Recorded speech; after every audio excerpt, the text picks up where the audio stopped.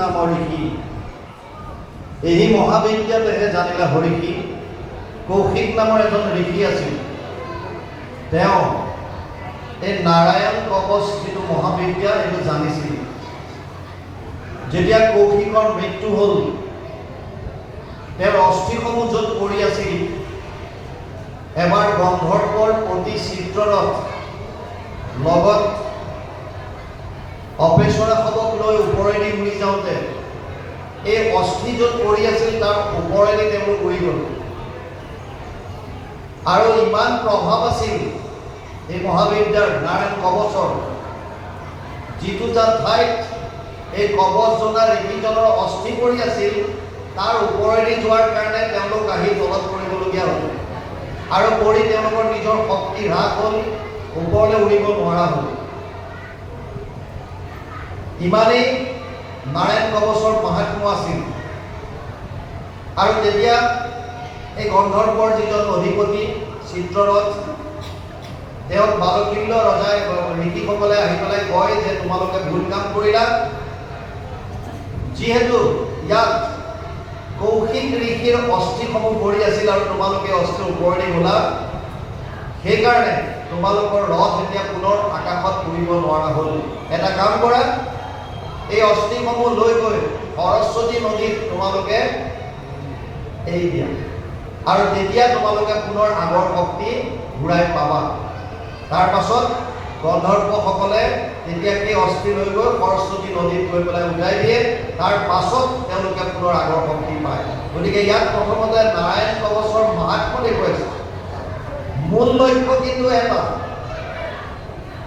নাৰায়ণ কবচৰে এনেকুৱা মাহাত্ম্য, ইয়াতকৈ মাহাত্ম্য হৈছে কলিযুগত কৃষ্ণৰ নামত। ৰাম কৃষ্ণ নাম যিটো লয় একবাৰ, কোটি জনমৰ পাপ ভস্ম হয় তাত। এই মাহাত্ম্যটো দেখুৱাবৰ কাৰণেই নাৰায়ণ কবচৰ কথাটো আনিছে যে এনেকুৱা কবচৰে মাহাত্ম্য, ইয়াতকৈ বেছি মাহাত্ম্য হৈছে কৃষ্ণৰ নামৰ। গতিকে এতিয়া সেইখিনি কথা ইয়াত আহিব, আমি পদৰ লগত যাম। কৃষ্ণ হয় ভাল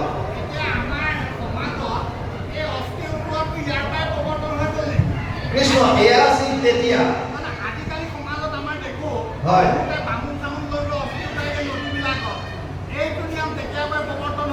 নহয়, তাৰ আগৰ পৰা আছে। মানে চাওক, ইয়াৰ আগতে আছিলে গোকৰ্ণ, আৰু আপুনি যদি পায় ধুনকাৰী কথাটো, তেতিয়া ধুনকাৰী এজন মহাপাপী আছিল। আৰু গোকৰ্ণই নিজৰ ককায়েকৰ গতি পাবৰ কাৰণে কাশী, গয়া, মথুৰা, বৃন্দাবন, গংগাত গৈ পেলাই প্ৰত্যেক জেগাত তেওঁ অস্থি বিসৰ্জন দিলে, দি পেলাই শ্ৰাদ্ধ কৰিলে, কিন্তু মহাগতি পোৱা নাছিল। শেষত আহি 7 দিন ভাগৱত শ্ৰৱণ কীৰ্তন কৰোঁতেহে ধুনকাৰীৰ দৰে মহাপাতকীয় গতি পালে।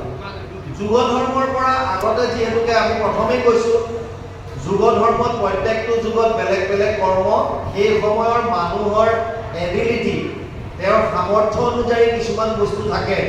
যেনে ধৰক সত্য যুগত সহস্ৰ বছৰ তপ কৰিব পাৰিছিল বা জপ কৰিছিল, 1000 বছৰ যজ্ঞ কৰিব পাৰিছিল, কাৰণ তেওঁলোকৰ আয়ুসটো তেতিয়া বেছি আছিল।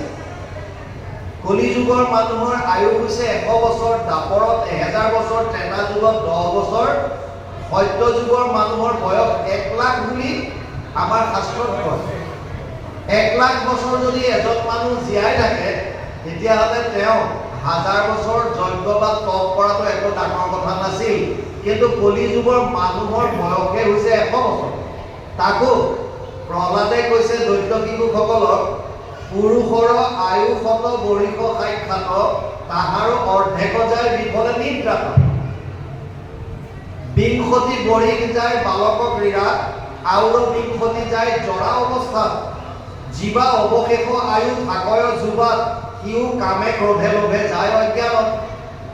কলিযুগৰ মানুহৰ আয়ুস হৈছে 100 বছৰ, আধাটো শুই থাকোঁতে যায়।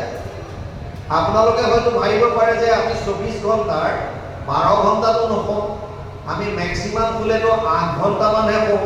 তেতিয়াহ'লে আধা কেনেকৈ হ'ল? ভাগৱতে ভুল কৈছে নেকি? ভাগৱতে ভুল কোৱা নাই। আপোনাৰ মানুহৰ জীৱনৰ এভাৰেজটো উলিয়াওক। এটা সৰু ল'ৰা বা ছোৱালী কেঁচুৱা যেতিয়া হৈ থাকে, জন্মৰ পাছত 24 ঘণ্টা প্ৰায় 23 ঘণ্টা 23.5 ঘণ্টা শুই থাকে। আপোনালোকে মাকসকলক আইসকলক সুধিব, কেঁচুৱাটো অলপ সময়ৰ কাৰণে চকু মেলে আকৌ শুয়ে থাকে। কাৰণ যেতিয়া সৰুতে সৰু সৰু মাইনাবিলাক মেক্সিমাম সময় দিনটো তেওঁলোক শুই থাকে, আকৌ যেতিয়া বৃদ্ধ অৱস্থা আহিব তেতিয়াও আকৌ বেছি সময় শুই থাকে। গতিকে আল্টিমেটলি এভাৰেজ উলিয়াওঁতে আমাৰ আধাটো বয়স শুই থাকোঁতে যায়। 20 বছৰমান ক্ৰীড়া কৰি থাকোঁতে বালক অৱস্থাত যায়, 20 বছৰ বৃদ্ধ অৱস্থাত একো কাম বন কৰিব নোৱাৰা অৱস্থা এটা আহে, তেতিয়াও 20 বছৰমান যায়। মাত্ৰ যুৱ অৱস্থাত 10 বছৰমান সময় পায়।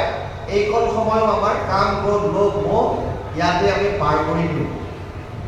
সেইকাৰণে কলি যুগৰ বেলেগ উপায়বিলাক দিলে, সেইবিলাক উপায়ৰ দ্বাৰা ইয়াত গতি পোৱাটো সম্ভৱ নহয়। কাৰণ তেনেধৰণে নীতি নিয়ম কৰিবলৈ ইমান সময় মানুহৰ হাতত নাই।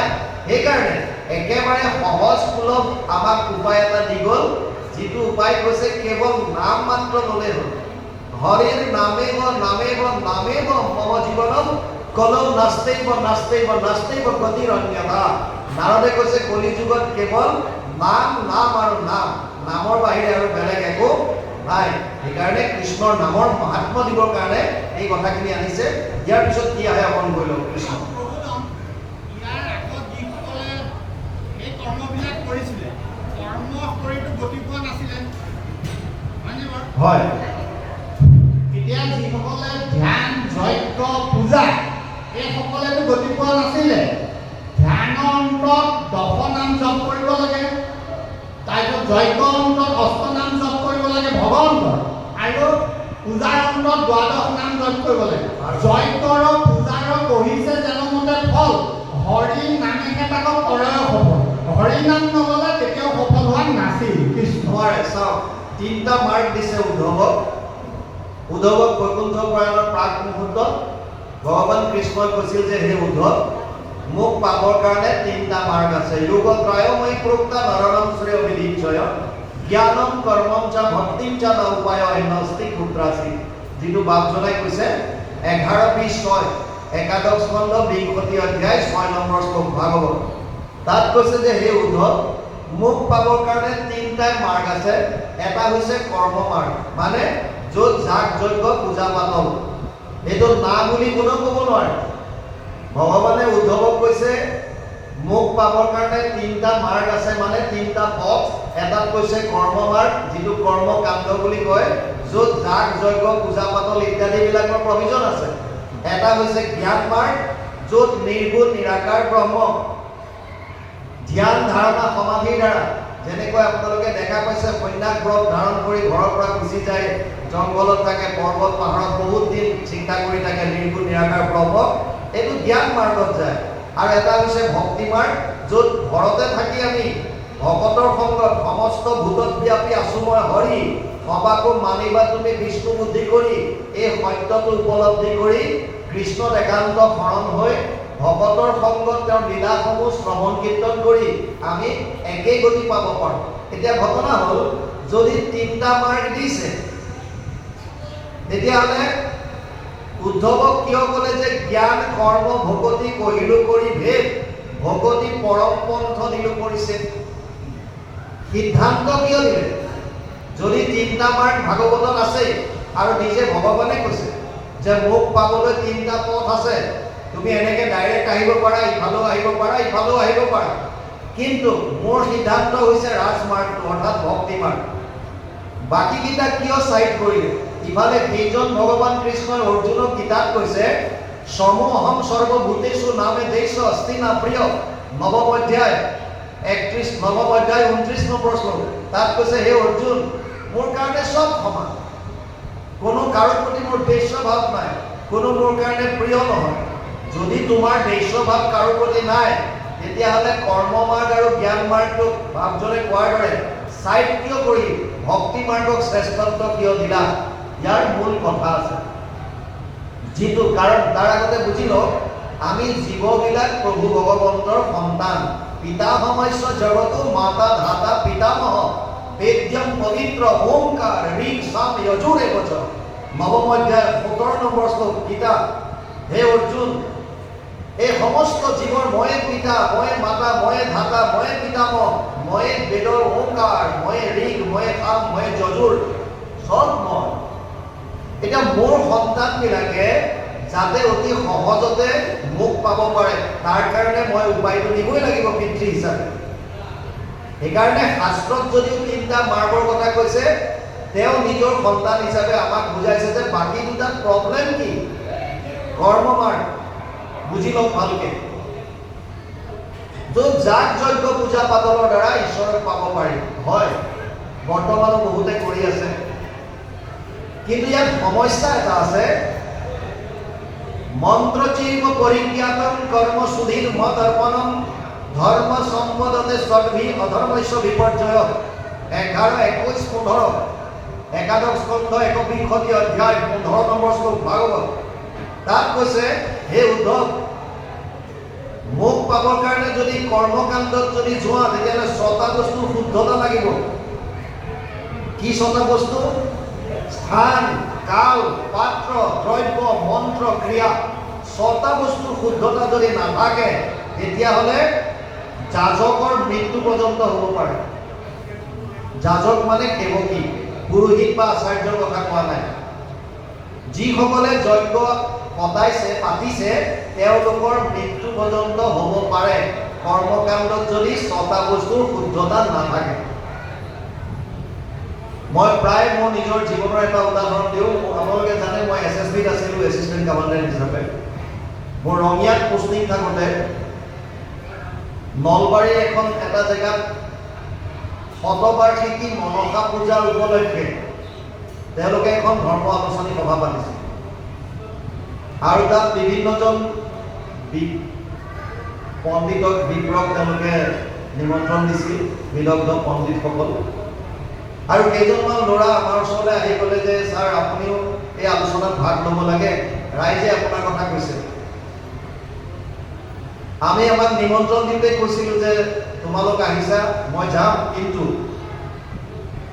আমি যি ক'ম শাস্ত্ৰৰ উত্তম 2খন গ্ৰন্থৰ পৰা ক'ম, গীতা আৰু ভাগৱত। শাস্ত্ৰৰ উত্তম কি? গীতা ভাগৱত। গতিকে গীতা ভাগৱতৰ পৰা যি ক'ম তাত তোমালোকে পিছত ক'ম যাতে বেয়া নোপোৱা। ল'ৰাকেইজনে ক'লে যে আপোনাক ৰাইজে বিচাৰিছে, আপোনাৰ নামটো ৰাইজৰ ফালৰ পৰা আহিছে, গতিকে আপুনি এই আলোচনাত ভাগ লওক। আৰু আমি সেই আলোচনাখনত ভাগ লৈছিলোঁ। আমি কওঁ বুলি কোন হৃদিস্থিত হৈ তুমি যেন কৰাবা হাচামে ঋষিকেশ কৰিব তেনেকৈ। প্ৰভু ভগৱন্ত নিজে হৃদিস্থিত হৈ যেনেকৈ কয় আমি তেনেকৈ কওঁ, আমাৰ নিজস্ব একো নাই। ওলাল যজ্ঞৰ কথা। আমি ক'লো ভগৱান কৃষ্ণই অৰ্জুনক গীতাত কৈছে যজ্ঞটো এবিধ নহয়, বহুবিধ যজ্ঞ আছে। দ্ৰব্য যজ্ঞ, তপো যজ্ঞ, যোগ যজ্ঞ তথাৎপৰে স্বাধ্যায় জ্ঞান যজ্ঞস্য যতয় সংচিত ব্ৰত। 4th অধ্যায় 28 নম্বৰ শ্লোক গীতা। হে অৰ্জুন, দ্ৰব্যৰ যজ্ঞ আছে য'ত অগ্নি প্ৰজ্বলিত হয় আৰু দ্ৰব্যক আহুতি দিয়ে। তপৰ যজ্ঞ আছে ঈশ্বৰক আৰাধনা কৰিবৰ কাৰণে যিখিনি আমি কষ্ট সহন কৰিব পাৰোঁ, কায়, মন আৰু পানীৰ তপ, শৰীৰৰ তপ, পানীৰ তপ আৰু মনৰ তপ। যোগৰ যজ্ঞ আছে, কেনেকৈ যোগাভ্যাস কৰি পেলাই আমি শৰীৰটো নিৰোগী কৰি ৰাখিব পাৰোঁ। পতঞ্জলীয়ে যিবিলাক দেখুৱাইছে যোগৰ দ্বাৰা, সেইটো এটা যজ্ঞ। স্বাধ্যায় জ্ঞান যজ্ঞ, নিজক জনাৰ ইচ্ছা, মই কোন, ক'ৰ পৰা আহিলোঁ, স্ব অধ্যয়ন কৰা। আটাইতকৈ শ্ৰেষ্ঠ যজ্ঞ বুলি কৈছে জ্ঞান যজ্ঞ, যিটো আজি হৈ আছে ইয়াত। ইয়াৰ পৰা জ্ঞান অগ্নি প্ৰজ্বলিত হৈ আছে আৰু ইয়াত আমাৰ মনৰ অজ্ঞানতাবিলাক আমি আহুতি দি আছোঁ, নজনা কথাবিলাক ইয়াৰ পৰা জানিম। আৰু ভগৱান কৃষ্ণই অৰ্জুনক ক'লে শ্ৰেয়ান দ্ৰব্যময়ী যজ্ঞ জ্ঞান যজ্ঞ পৰম তপ সৰ্বকৰ্মাখিলম পাৰ্থ জ্ঞানে পৰিসমাপ্যতে। 4th অধ্যায় 33 নম্বৰ শ্লোক গীতা। সমস্ত যজ্ঞৰ ভিতৰত শ্ৰেষ্ঠ যজ্ঞ হৈছে জ্ঞান যজ্ঞ। আমি ক'লো যে এই যজ্ঞ কৰোঁতে 6টা বস্তুৰ শুদ্ধতা থাকিবই লাগিব। মন্ত্ৰস্য চৈব পৰিজ্ঞাতম কৰ্ম সুধীৰ মদৰ্পণম ধৰ্ম সম্পদতে সৰ্বি। ধৰ্ম তেতিয়াহে হ'ব যেতিয়া 6টা বস্তুৰ শুদ্ধতা থাকিব। অধৰ্মস্য বিপৰ্যয়, আৰু তাকে যদি কৰিব নোৱাৰে তেতিয়াহ'লে যাজকৰ মৃত্যু হ'ব পাৰে। আমি ভাষণ দি 2 ঘণ্টামানৰ ভাষণ দি নামি আহিলোঁ। কমিটিৰ ল'ৰাকেইজনে আমাক ঘেৰাও কৰি ধৰিলে আৰু ক'লে, ছাৰ আপুনি বৰ ডাঙৰ কথা এটা কৈ আহিল। বোলো কোনটো? আপুনি ক'লে যে যাজকৰ মৃত্যু হ'ব পাৰে 6টা বস্তুৰ শুদ্ধতা নাথাকিলে। এই কথাটো আমাক অকণ বুজাই দিয়ক, আমি জানো যে আপুনি এনেই নকয়, ক'ৰবাত নিশ্চয় আছে। আমি ক'লো যে এই কথাটোৰ কাৰণে তোমালোকে 6ষ্ঠ স্কন্ধ বিদ্যাসুৰ বধ এই আখ্যানটো চাব লাগিব। ইয়াত আমি পাম এই তস্তামুনি যি বিশ্বৰূপৰ গুৰু হিচাপে দেৱতাসকলে ল'লে, বিশ্বৰূপক আল্টিমেটলি ইন্দ্ৰই বধ কৰিব, আৰু বিশ্বৰূপক ইন্দ্ৰই বধ কৰাৰ কাৰণে তস্তামুনিয়ে যজ্ঞৰ দ্বাৰা বিদ্যাসুৰৰ সৃষ্টি কৰে, আৰু এই বিদ্যাসুৰৰ হাতত ইন্দ্ৰক বধ কৰিবৰ কাৰণে এটা যজ্ঞ কৰে। কিন্তু এই যজ্ঞত পূৰ্ণ আহুতি দিওঁতে মন্ত্ৰত খেলি মেলি লাগি যায়। ক'ব লাগিছিল ইন্দ্ৰ শত্ৰু বিবৰ্ধন, মানে ইন্দ্ৰ শত্ৰু নিধন হওক, আৰু মন্ত্ৰ উচ্চাৰণত ভুল হৈ গ'লে ইন্দ্ৰস্য শত্ৰু বিবৰ্ধন, মানে ইন্দ্ৰৰ শত্ৰু নিধন হওক।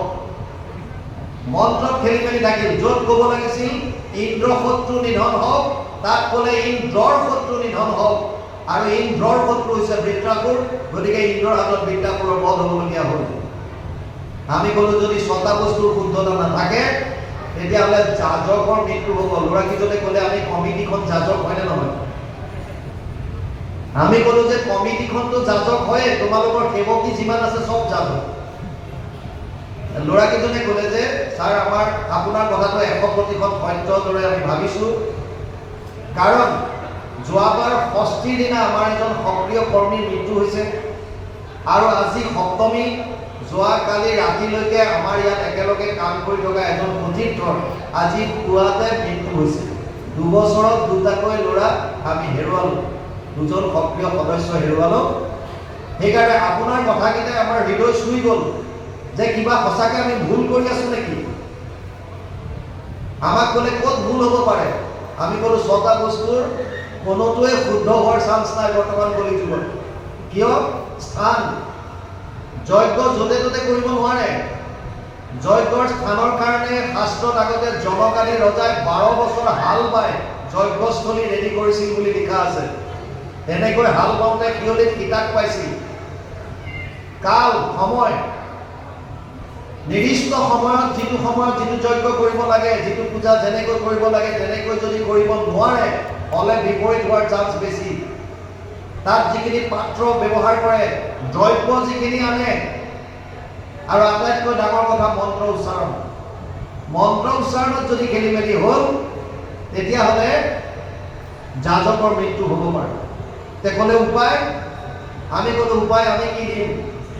মহাপুৰুষ মাধৱদেৱে ঘোষাত উপায় দিছে, হৰি নাম কীৰ্তনত নাহি স্থান কাল পাত্ৰ নিয়ম সংযম একো বিধি।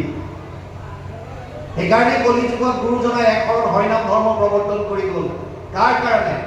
আমাৰ কাৰণে, আমি জীৱবিলাকৰ কাৰণে। আৰু আমি বুজি পোৱা নাই নিজকে। আমি প্ৰায় জেগাত কওঁ আপোনাৰ মোৰ কাৰণে গুৰুজনাই একশৰণ হৰিনাম ধৰ্ম দি গ'ল, যিটো শাস্ত্ৰসন্মত, যিটো শাস্ত্ৰৰ প্ৰামাণিক। আমাক যোৱাবাৰ শংকৰ জন্মোৎসৱত গুজৰাটত নিমন্ত্ৰণ দিছিল। আমি গুজৰাটলৈ গৈছিলোঁ নিৰ্দিষ্ট বক্তা হিচাপে অসমৰ পৰা। আমি তাত গুৰুজনাৰ ধৰ্মটো যে প্ৰামাণিক এই কথাটো তাত প্ৰমাণ সহকাৰে প্ৰতিপন্ন কৰিবলৈ চেষ্টা কৰিছিলোঁ। সনাতন ধৰ্মত যিকোনো কথা প্ৰমাণৰ কাৰণে 4 ধৰণৰ প্ৰমাণৰ প্ৰয়োজন হয়। এটা হৈছে প্ৰত্যক্ষ প্ৰমাণ। যিকোনো কথা আমি কিবা এটা আপোনালোকক কম, আপোনালোকে কিয় বিশ্বাস কৰিব? প্ৰমাণ বিচাৰিব লাগিব। এইটো ক'ত আছে? হয়তো আপোনালোকে প্ৰত্যক্ষভাৱে দেখিছে, শুনিছে, স্পৰ্শ কৰি চাইছে, শুনি চাইছে, সোৱাদ লৈছে, বেলেগ কথা, প্ৰত্যক্ষ প্ৰমাণ। নহ'লে অনুমান প্ৰমাণ এটা আছে। দূৰত ধোঁৱা দেখিছে, ইয়াৰ পৰা অনুমান কৰিছে যে ধোঁৱা আছে, যেতিয়া জুই আছে, অনুমান। এটা আছে উপমান প্ৰমাণ, তুলনামূলকভাৱে। তই নীল গাই দেখিছনে? বোলে দেখা নাই। কেনেকুৱা? আমাৰ গাইবিলাকৰ নিচিনাই। কিন্তু আমাৰ গাই এজনী দেখা মানে নীল গাই দেখাটো নুবুজায়। আৰু ধোঁৱা দূৰত আছে বুলি জুই দেখাটো কেতিয়াবা কেতিয়াবা অসম্ভৱ হ'ব পাৰে। আজিকালি ভাওনাত ভাৱৰীয়া ওলালেও ধোঁৱা দিয়ে, ফাংচনত গীত গাবলৈ আহিলে আৰ্টিষ্টৰটো ধোঁৱা দিয়ে। প্ৰত্যক্ষ প্ৰমাণো ভুল হ'ব পাৰে, আপুনি নিজে শুনিছে, শুনা কথাটো সত্য নহ'ব পাৰে। দ্ৰোণাচাৰ্যই শুনিছিলে অশ্বত্থামা হত। কোনে কৈছে? যুধিষ্ঠিৰে, ধৰ্মৰাজ। ধৰ্মৰাজে মিছা কথা কোৱাৰ চান্সেই নাই। যুধিষ্ঠিৰে কৈছে কি বুলি? অশ্বত্থামা হত। আৰু ধনুষৰ পেলাই দিলে। কিয়? পিতেকৰ নাম অশ্বত্থামা। ভাবিছে মোৰ পুত্ৰৰ মৃত্যু হ'ল, গতিকে আৰু যুদ্ধ কৰি কি লাভ? পেলাই দিলে। নিজ কৰ্ণই শুনাৰ পাছতো এই কথাটো সত্য নহয়। কোনটো? অশ্বত্থামা হতটো। কিন্তু অশ্বত্থামা হত মানে অশ্বত্থামা হতটো এফালৰ পৰা সত্য। কোনটো সত্য? অশ্বত্থামা হত ইতি গজ। অশ্বত্থামা নামৰ হাতী এটা মৰাটো সত্য, কিন্তু অশ্বত্থামা মানে দ্ৰোণাচাৰ্যৰ পিতেক মৰাটো সত্য নহয়। তাৰ মানে কেতিয়াবা কেতিয়াবা প্ৰত্যক্ষ কথাবিলাকতো বিশ্বাসযোগ্য নহ'ব পাৰে, গ্ৰহণযোগ্য নহ'ব পাৰে। তেতিয়া আমাৰ হাতত এটা প্ৰমাণ আহি যায়, সেইটো কৈছে শাস্ত্ৰ প্ৰমাণ বা শব্দ প্ৰমাণ। আৰু সনাতন ধৰ্মত যিসকলে এই শাস্ত্ৰৰ প্ৰমাণ মানে তেওঁলোককহে আস্তিক বুলি কৈছে। আস্তিক, যাৰ শাস্ত্ৰৰ ওপৰত বিশ্বাস আছে, শাস্ত্ৰৰ কথা মানিছে, তাৰ ওপৰত বেছ কৰি আমাৰ 6টা দৰ্শন আহিছে। আৰু যিসকলে মনা নাই তেওঁলোকক নাস্তিক বুলি কৈছে। জৈনিজিমে হওক, বুদ্ধিজিমে হওক, চাৰ্বাৰ্ট হওক, তেওঁলোকে মনা নাই।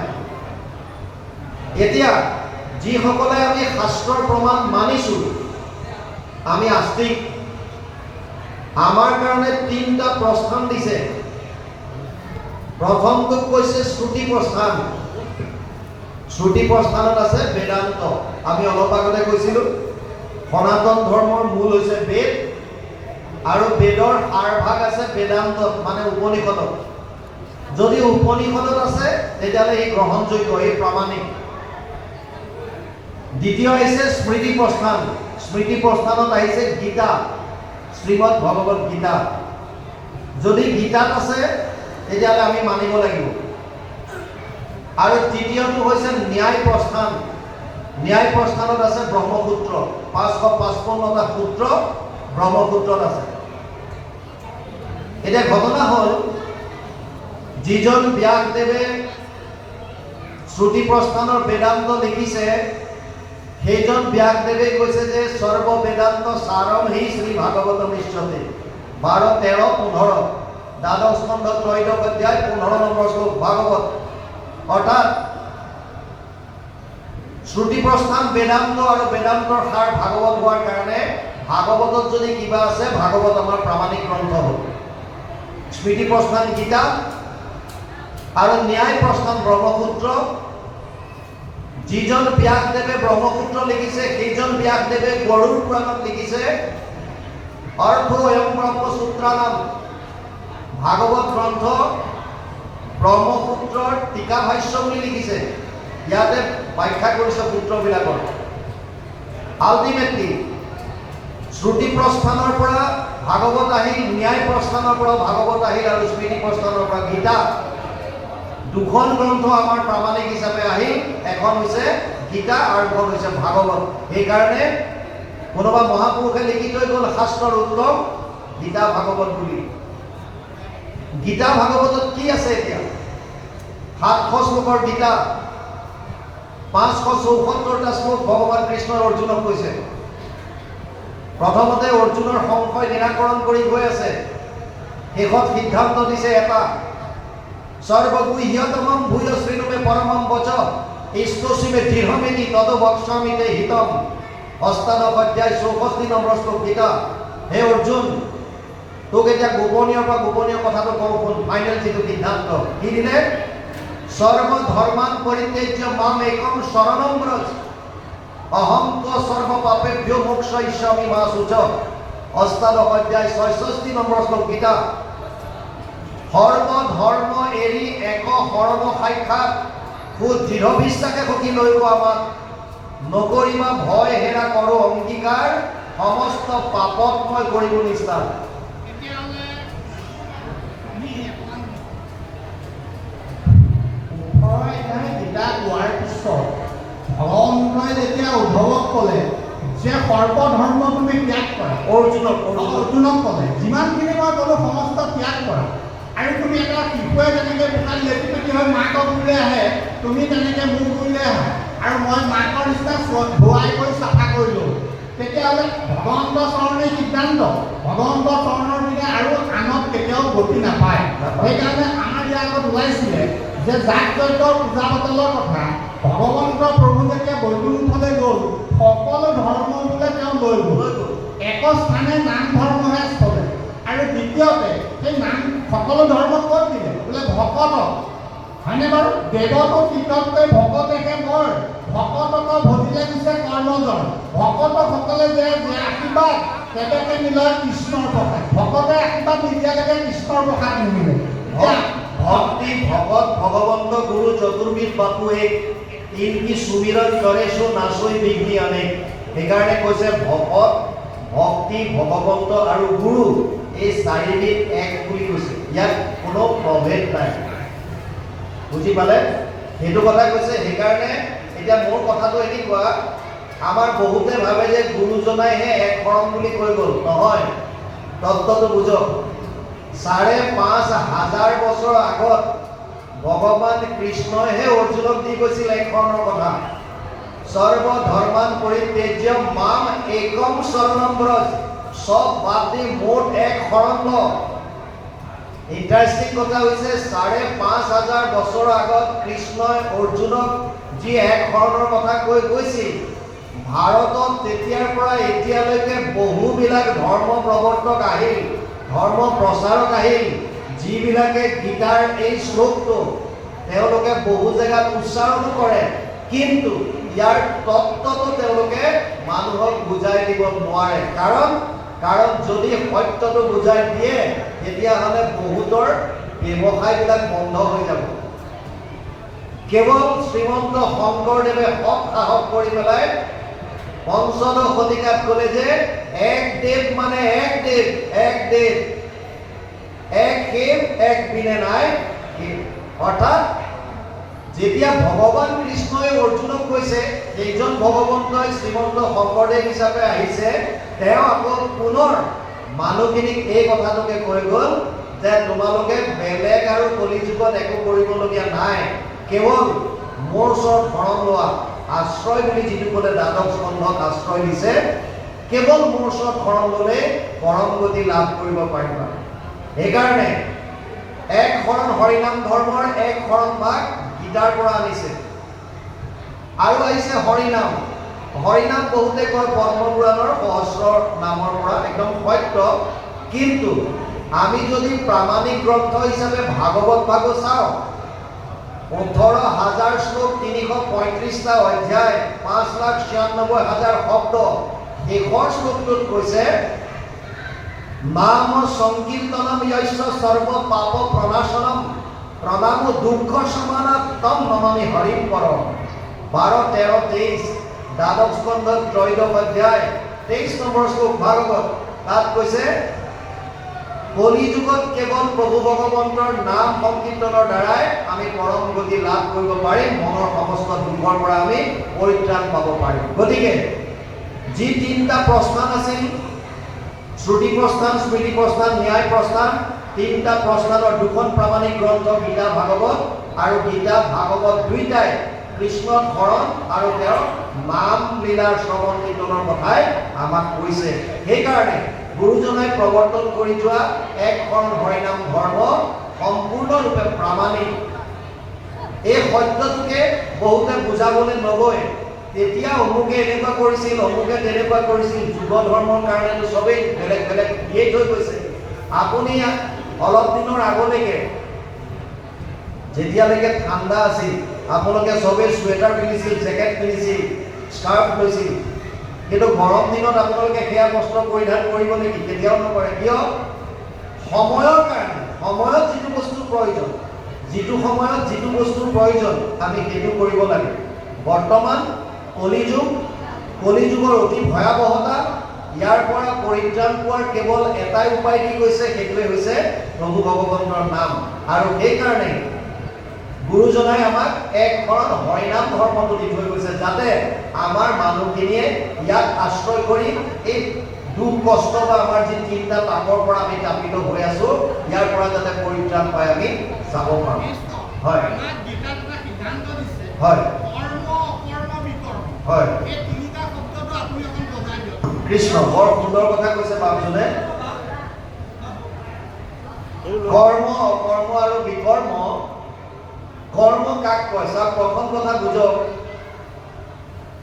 গীতাত কৈছে কোনো মানুহ এক মুহূৰ্তও কাম নকৰাকে থাকিব নোৱাৰে। প্ৰথম কথা, নাহি কচ্চিৎ ক্ষণমপি জাতু তিষ্ঠত্য অকৰ্মকৃৎ কাৰ্যতে অবশ্যকৰ্ম সৰ্ব প্ৰকৃতি জেৰ গুণেই।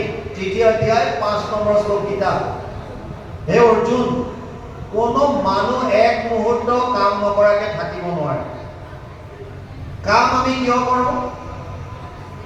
আমি যে কৰ্ম কৰিছো কিয় কৰোঁ? আমাক এটা বস্তু লাগে। চাওক, তত্ত্ববিলাক বুজিয়ে যাওক ওলাল যেতিয়া। পৃথিৱীত বৰ্তমান মানুহৰ সংখ্যা 700 কোটিৰ ওপৰত আছে, 700 crore-তকৈ বেছি। কাৰো লগত কাৰো মিল নাই। এজন মানুহৰ লগত এজন মানুহৰ মিল নাই, ইমান অমিল। ইভেন আপুনি এখন পথাৰত 1000টা যদি গাই পোৱালি এৰি দিয়ে আৰু তাত যদি এজনী গাই এৰি দিয়ে, বাকীবিলাক পোৱালীয়ে গাখীৰ খাবলৈ আহিলে লঠিয়াই দিব, নিজৰ পোৱালিটোক 1000টা পোৱালিৰ মাজতো বিচাৰি পাব। কাৰণ বৈষম্য। এজোপা গছত যদি 1000টা ফল আছে, এটাৰ লগত এটাৰ মিল নাই, বৈষম্য। গোটেই সংসাৰখন বৈষম্যতাৰে ভৰি আছে। ইণ্টাৰেষ্টিং, আমাৰ ফিংগাৰ প্ৰিণ্টছবিলাক এটাৰ লগত এটাৰ মিল নাই। আমাৰ বাওঁহাত আৰু সোঁহাতৰ RTI আৰু LTI বুলি যিটো কয়, আমি বাওঁহাতৰ লগাওঁ, আইসকলে সোঁহাতৰ লগাই, বুঢ়া চাপ। এইখন জেগা, ইয়াত যিকেইডাল ৰেখা আছে, এই ৰেখাকেইটাতো কাৰো লগত কাৰো মিল নাই। ইমান বৈষম্যতাৰে ভৰা এখন সংসাৰ, প্ৰভু ভগৱন্তৰ সৃষ্টি ইমান অতুলনীয়। কিন্তু ইমান বৈষম্যতাৰে ভৰা এখন সংসাৰত এটা বস্তুৰ সমানতা আছে, সেইটো হ'ল আমাক সকলোকে আনন্দ লাগে। প্ৰত্যেকজন মানুহক আনন্দ লাগে, আৰু এই আনন্দ পাবৰ কাৰণেই আমি কাম কৰোঁ, কৰ্ম কৰোঁ। আপুনি যদি বহি আছে, কিয় বহিছে? আনন্দ পাবলৈ। শুইছে, কিয় শুইছে? আনন্দ পাবলৈ। ক'ৰবালৈ গৈছে, কিয় গৈছে? আনন্দ পাবলৈ। আল্টিমেটলি আমাক আনন্দ লাগে, আৰু আনন্দ পাবৰ কাৰণে আমি কৰ্ম কৰিছোঁ। প্ৰতিটো কৰ্মৰ বিপৰীতে 3 ধৰণৰ ফল আহে। অনিষ্টম ইষ্টম মিশ্ৰম চ ত্ৰিবিধা কৰ্মণা ফলম ভৱতি অত্যাগিনাম প্ৰত্য নাতু সন্ন্যাসিনা ক্বচিৎ। অষ্টাদশ অধ্যায় 12 নম্বৰ শ্লোক গীতা। তাত কৈছে প্ৰত্যেকটো কৰ্মৰ বিপৰীতে 3 ধৰণৰ ফল থাকে। এটা ভাল, এটা বেয়া, এটা মিশ্ৰিত। অনিষ্ট, ইষ্ট আৰু মিশ্ৰিত, মানে পাপ পুণ্য আৰু পাপ পুণ্যৰ মিশ্ৰণ। এতিয়া কৰ্ম কাক কয়? যিবিলাক বস্তু আমি সকামভাৱে শাস্ত্ৰবিহিত কৰ্মবিলাক যেতিয়া কৰোঁ, তাক কৰ্ম বুলি কৈছে গীতাত। যেতিয়া আপুনি সকামভাৱে, মানে কৰ্ম আপুনি কৰিছে, কিহৰ কাৰণে কৰিছে? আনন্দ পাবলৈ। এটা সকাম মনোভাৱ লৈ যিকোনো অৰ্থৰ কাৰণে আপুনি যেতিয়া কৰ্ম কৰিছে, সেইটো কৰ্ম বুলি অভিহিত কৰিছে। যদি কৰ্মটো কৰোঁতে আপোনাৰ মনত কৰ্তাপন ভাৱটো নাই, মানে আপুনি নিজৰ কৰ্মটো প্ৰভু ভগৱন্তৰ চৰণত অৰ্পণ কৰি দিলে, এই কৰ্মৰ ফলটোৱে আপোনাক বান্ধিব নোৱাৰে, সেইটো তেতিয়া আপোনাৰ গীতাৰ মতে অকৰ্ম হৈ গ'ল। তাৰ মানে আপুনি যিখিনি কৰ্ম কৰিছে নিজৰ স্বাৰ্থৰ কাৰণে নহয়, লোকৰ হিতৰ কাৰণে কৰিছে, আৰু আপুনি মই কৰিছোঁ বুলি অহংভাৱটো তাত নাই। প্ৰকৃতি ক্ৰিয়া মানানি গুণ কৰ্মানি সৰ্বস্ব অহংকাৰ বিমূঢ়াত্মা কৰ্তা অহমিতি মন্যতে। 3য় অধ্যায় 27 নম্বৰ শ্লোক গীতা। যিবিলাকে ভাবে মই কৰিছোঁ বুলি সেইবিলাককতো অহংকাৰী আৰু মূৰ্খ অজ্ঞানী বুলি কৈছে। কৰ্ম অকৰ্ম তেতিয়া হ'ব যেতিয়া আপুনি প্ৰতিটো কৰ্ম লোকৰ হিতৰ কাৰণে কৰিব আৰু আপুনি কৰ্তাপনৰ ভাৱটো তাত ফুটাই নাথাকে। মই কৰিলোঁ বুলি, এইটো মই কৰিলোঁ, মোৰ দ্বাৰা এইখিনি হ'ল, মই অমুকটো কৰিছোঁ, এইটো যদি নাথাকে। আৰু বিকৰ্ম কাক কয়? যদি আপুনি কৰ্মখিনি বেলেগৰ অহিত চিন্তা কৰি কৰিলে, মানে আপোনাৰ কৰ্মটোৱে যদি বেলেগৰ অন্যায় সাধিছে, অহিত হৈছে, তেতিয়াহ'লে আপোনাৰ কৰ্মবিলাক বিকৰ্ম হ'ব। আৰু যিমানবিলাক শাস্ত্ৰই নিষিদ্ধ কৰিছে এই নিষিদ্ধ কৰ্মবিলাককো বিকৰ্ম বুলি কয়। ক্লিয়াৰ হ'ল বাৰু?